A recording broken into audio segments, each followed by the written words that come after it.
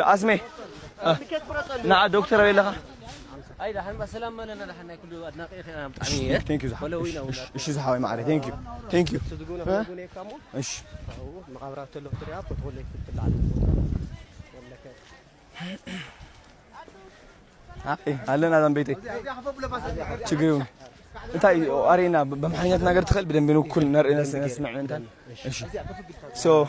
ጋይስ አሁን እንግዲህ አክሱም ነው የሚገኘው ማለት ነው ላሳያችሁ ፈልጋለሁ ይህ ታሪካዊ የሆነ ቦታ ወንድማችን ያስረዳናል በደንብ አድርገው ኢንተርቪው ላደረገው ነው እንግዲህ አሁን ዛሬ ጋዜጠኛ ልሆን ነው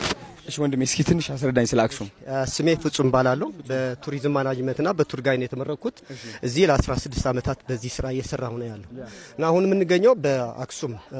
አደባባይ ወይም ደግሞ ሜን ስቴል ፊልድ ብለን ነው የምንጠራው ይህ ማለት እነዚህ የአክሱም ሐውልቶቹ ለአክሱማውያን ነገስታት ለመቃብር ምልክት የቆሙ ናቸው እና ከስር ተላልቅ ግዙፍ የሆኑ መቃብሮች አሉ እና እንደሚታወቀው የአክሱም ስልጣኔ በጣም ሰፊ ነበር ያሁን ሰሜናዊ ሱዳንና ደቡባዊ ግብጽ እስከ የመን ሳውዘርን አረቢያ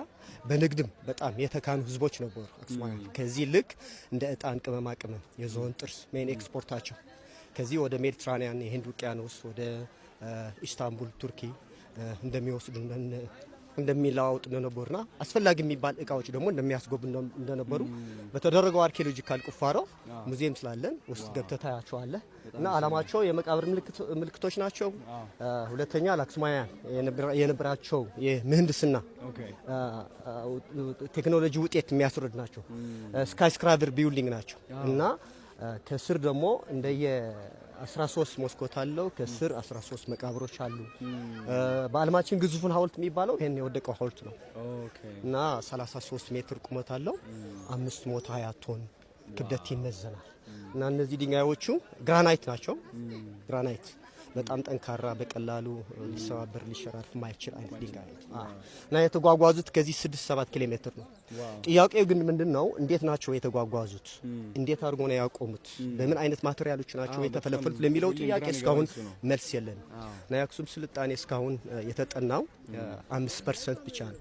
90% 95% ገና ከስር ነው ያለው ለምን አልተጠናው እነዚህ አርኪኦሎጂስቶቹ ከውጭ ሪኮግኒሽን ብቻ ናቸው ያላቸው በመንግስት ኢትዮጵያ እና በቂ የሆነ ፋይናንሻል ይዘው አይመጡ ሞርለስ ላንድ ወር 3 ሳምንት ናቸው የሚቆፍሩ